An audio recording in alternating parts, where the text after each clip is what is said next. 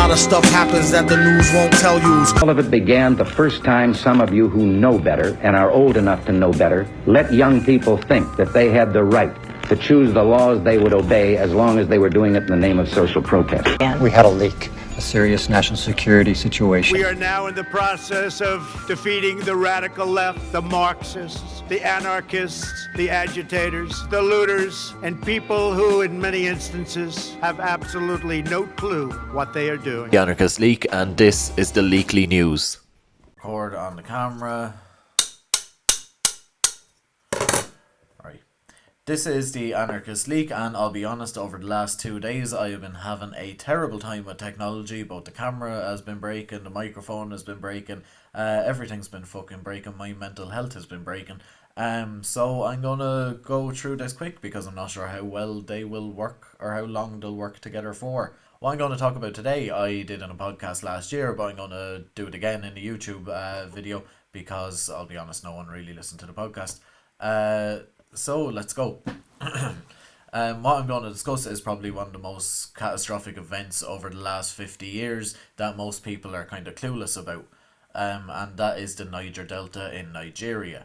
The Niger Delta is one of the most ecologically diverse places on earth. It is a sprawling mangrove lowland rainforest where the south of Nigeria meets the sea. It houses species of mammals, reptiles, amphibians, avian fauna, microorganisms, fisheries, mosses and plants, with many species found only there. These include 2 near-endemic species of monkey, the white-throated and scarlet guion, I can't really pronounce it, it'll be on screen somewhere.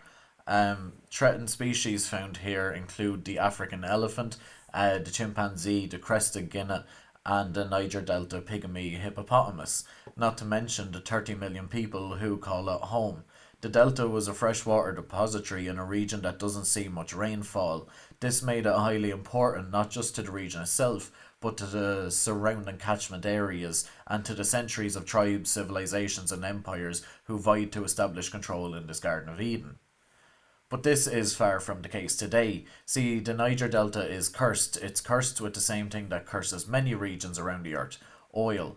Nigeria is the 6th largest oil producer on earth and the largest, or second largest, depending on what year and who you ask, producer in Africa, with most of its oil coming from the Niger Delta. The country's economy is near solely based on oil extraction. As of 2000, oil and gas exports accounted for more than 98% of export earnings and about 83% of federal government revenue. Today, the number is around 90% of export earnings and over 50% of revenue.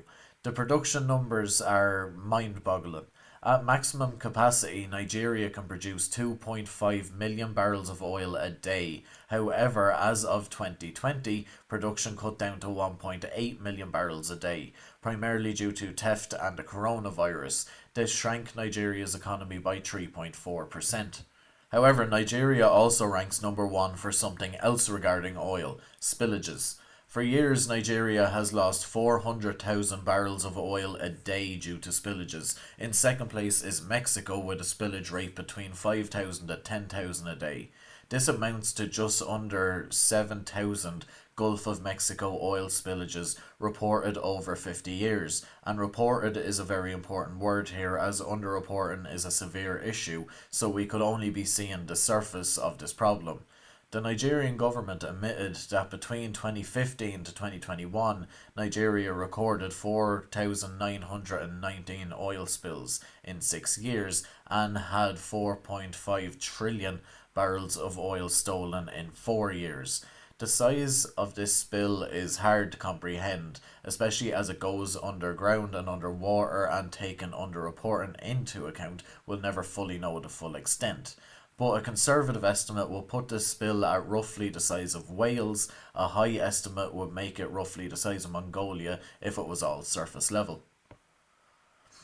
Basing an economy on oil is not a safe strategy, not merely because it makes the whole country suffer when prices fluctuate, but it also makes Nigeria suffer from a disease that most African countries do. This is called the Dutch disease. The Dutch disease is an economic term that means largely basing an economy on one industry, usually resource extraction, becomes detrimental to the economy and nation as a whole. Basically, it's the economic equivalent of saying don't put all your eggs in one basket. It's detrimental for loads of reasons, but these are the main ones. Number one, it means that most of the government's money comes from selling its natural resources, not taxation of its citizens. This not only lends itself to corruption, but means the government have little incentive to do what its people want, because if it did, it would upset its investors, who are its main source of revenue, so it's more inclined to listen to them. Number two, it gives the nation little to no other option than to extract the same resource over and over again to make money. And as there are no refineries in Nigeria, they then have to import petrol and diesel made from the crude oil extracted out of their country at a cost. 3. The profits from this are usually put into the hands of a small amount of people who either own or violently took the land that the resources are extracted from, or own the business that extracts it. What this means for Nigeria is that it gained independence in 1960 and became a democracy in the year 2000 after virtually 40 years of different dictatorships, with brief periods of democracy in between. And over that tumultuous time, the ownership of the oil has been closely protected by the various dictatorships, militaries and companies who extract it. If you own the oil, you own Nigeria. So back to what Nigeria is a leader in: spillages. When oil spills, it's detrimental to land and sea, the only places that humans get food from. Spilled oil on land prevents water absorption by the soil. Spills on agricultural locations or grasslands have the effect of choking off plant life, making it impossible for non-farmed ecology to grow or for farmers to sustain a living. Oil cannot dissolve in water and forms a thick sludge on top of it. This suffocates fish, gets caught in the feathers of marine birds, stopping them from flying, and blocks light for photosynthetic aquatic plants. This makes it impossible for fishermen to sustain a living. In short, a lot of oil spills kills humans' food, which kills humans, but it also kills humans in other ways too. Contaminations from oil spills can cause liver and lung poisoning, damages kidneys and causes death. Other effects such as breathing difficulties, increased blood pressure, heart rhythm changes, skin ulcers, stomach irritation, muscle weakness, changes in nerve reflexes, brain damage, etc. are also common. Results of various studies by experts and published as a working paper infer if an oil spill occurred within 10 kilometers or 6.2 miles of the residence of a mother before she became pregnant, the mother's baby is twice as likely to die. So an oil spill results in nothing but damage to water, land, animal life and human health, but there is also something else it damages inexorably: society. We've seen from the Dutch disease that the extraction of a near single resource creates a small group at the top with more power and money than anyone else, and because the economy is based entirely on oil extraction, that means many of those on the bottom have only one option to make money: the extraction of that same resource, which is an option turned to more and more as oil spills destroy the land of farmers and rivers of fishermen. So they do this by a simple process called bunkering. This is sabotaging oil pipes to take and sell oil on the black market. This, however, leads to more spillages. So farmers and fishermen whose land was destroyed by spillages start bunkering as their only way to make money, which creates more spillages, driving more fishers and farmers to bunker oil. A vicious cycle of oil sabotage that becomes self-sabotage. But they do make money from this and then turn to form groups. One of the first and most notable groups here became known as MEND, or the Movement for the Emancipation of the Niger Delta, but many like it sprang up in its wake. The group's efforts were directed towards knocking down oil production in the Niger Delta regions and claimed to expose exploitation and oppression of the people of the Niger Delta and devastation of the natural environment of the oil spills. Men's methods include kidnap for ransom of oil workers, staging armed assaults on production sites, pipeline destruction, murder of Nigerian police officers, and draining off of oil to sell it on the black market. Mend had noble aspirations but achieved them in dishonourable manners, and while they did all to improve the lives of the people of the region, it did not work out that way, and eventually they became as corrupt as the corruption they were trying to stop. Another side point here is that Nigeria has a real problem with police brutality, and there were in 2021 anti-police brutality protests that have been happening in the country starting in 2017, partially inspired by the Black Lives Matter protests in America. They have so far seen the deaths of 51 civilians, 11 police and 7 soldiers. These protests referred to as End SARS, SARS meaning Special Anti-Robbery Squad, a notorious police unit.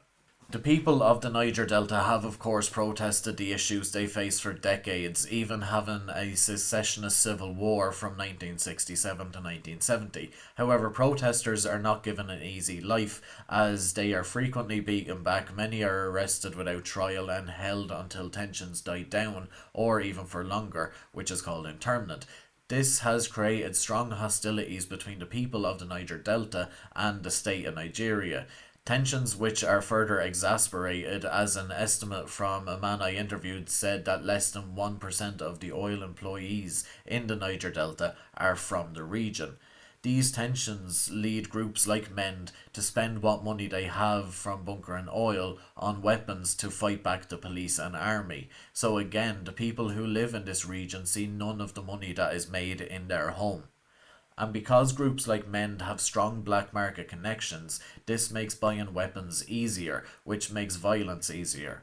With these black market connections, history of kidnapping, hostilities between them and the state, and a good knowledge of fishing and sailing, this has led to a perfect storm of something we are only starting to see, but will see more of in the future: piracy. The new epicenter for global piracy is the Gulf of Guinea, which is where the Niger Delta meets the sea. An IBM report reveals 73% of all kidnappings at sea and 92% of hostage takings took place in the Gulf of Guinea. But guess what they are after most? That's right, oil. Since 1960, theft on land and sea has been estimated to cause Nigeria to lose 6 to 30% of the oil it produces, and minimum estimates suggest this has put 100 billion into the hands of those taking it. In Nigeria, theft is big business, but recently they have taken more and more to sea. And it's quite hard to blame the pirates. Without the constant oil spillages, they would be farmers or fishermen. But those industries have been obliterated by the oil industry, so they will try to obliterate the oil industry itself. In 2011, John Togo, the late leader of the Niger Delta Liberation Front, NDLF, a group with similar aspirations towards MEND, who operate in primarily marine piracy, expressed the reasons for the pirate attacks on the oil industry. To quote, the oil industry, is responsible for the chaos in the Niger Delta and in Nigeria. They are not giving us what belongs to us. We are not benefiting from the oil windfall. With its waste, the industry is polluting the Delta's rivers and attacking the livelihoods of millions of fishermen. We want the government to take action to combat this. Second, we want actions to be taken quickly to develop local community infrastructure. Until these conditions are met, we will continue to attack them. It's a perfect storm of piracy, the land being destroyed by oil. This gives people little option for money but oil. This destroys more land, but because they now have so much oil, they become experts at selling it on the black market. This means they can also afford things like weapons, and they still have the skills they had as fishermen. And what's a fisherman to do when there's no fish?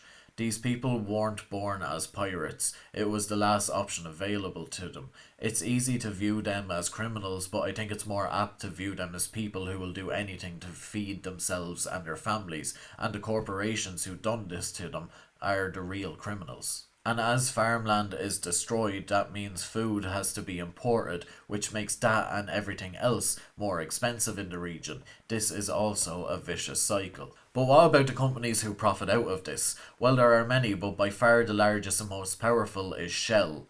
Nigeria got its independence in 1960, but Shell started operating in Nigeria in 1936. The first shipments of oil from Nigeria took place in 1958, and in April of 1973, the Nigerian government got a stake in the sale of its oil production for the first time ever, which at that stage was being extracted for 15 years. So oil runs Nigeria and Shell runs the oil, so they should be responsible for the cleanup. The cost of the cleanup of the Niger Delta has been put at 1 billion a year for 30 years, equaling 30 billion, quick maths. Other estimates put the cost at 44 billion with an estimated time frame of 50 years to clean it up.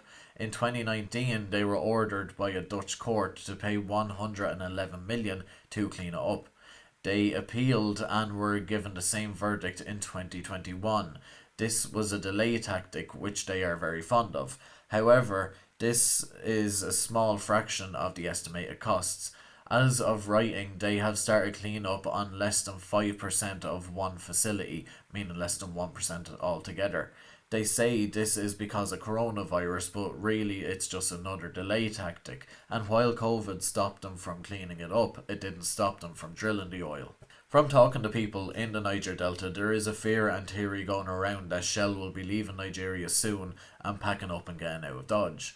They have sold several oil production facilities to the Nigerian government, but Shell claims this was due to losses from the coronavirus and sabotage. The latter they blame 100% for the spillages. Either way, the underground theory is popular and believed because whatever happens, they'll believe nothing Shell says. So, is there a solution? Well, there are some. Nigeria needs oil for the country to survive, at least in the short term, and the Nigerian government have taken more of an interest in owning their own oil fields, buying them off Shell and other oil giants. Will this help? It's hard to tell. If the profits from these Nigerian-owned oil companies and fields are kept at the top and not given to the people of the Niger Delta, there will be no change other than the accents of the people profiting from it. Nigeria has also started to build up oil production facilities to turn their crude oil into petrol or diesel. This will end the insane practice of drilling crude oil in Nigeria, transporting it to Europe, China or America, who sell it back to Nigeria, a process that's been going on basically this whole time since the 60s. This, more than anything, will help the country profit from the oil industry, but again, if those profits will be shared equitably is something only time will tell. Shell are currently involved in several court cases in Nigeria, Netherlands, UK, USA and Belgium about this catastrophe. And while they have lost some cases, in the past the courts are slow. Shell favour delay tactics with every stage of this, even refusing to send representatives to the Niger Delta when strong hostilities arise. Ideally, you would want the courts to solve this, however the courts are where Shell can achieve the most. They have more money and thus more time than the people of the Delta who are bravely fighting them through the courts for decades now. And even when those people win, Shell has to pay out only a small fraction of its profits and what is needed, and again, they will go back to delay tactics even when they lose in court. There is a blockchain cryptocurrency that is helping to clean up the Delta and has started, but they don't have the funds to achieve wide-scale cleanup as of yet. And they admit that even if everything goes well, the minimum it would take is 30 years. As for piracy, the Nigerian government are teaming up with France and the USA to take them down, even establishing Nigeria's first ever navy. However, attacking the symptoms without ending the disease is a fruitless effort, and brutally attacking pirates who have been driven to it by no fault of their own, just the situation they found themselves in, is only going to make them more violent and the situation more volatile. A widespread government, corporate and even international cleanup is what's needed, but for that there needs to be a willingness in the Nigerian government, oil companies and the international community. But so far it seems that the only people who care about this region and are willing to fight tirelessly for it are those who live in it, but they are up against it and need help wherever they can get it. So that's this week's one. Thank God the camera worked. Hopefully the recording worked. It fucking did. Like, share, comment, subscribe, do all that. If you want to support on Patreon or Ko-Fi, go ahead, links will be in the description, sources will be in the description too. And until next time, don't let the bastards grind you down. Night night. Notes from a society that's about to crumble into dust. As the rich rob the poor from their ivory tower, people worry about their future while their present turns to rust. Trained soldiers murder civilians as they cower. Those who talk about truth sow mistrust. As the future looks dour, it's now up to us. Get feet on the street as we near our final hour. Their irrational decisions will destroy the planet. To those who view life as worth less than the markets, to all systems of greed and power, you are now legitimate targets.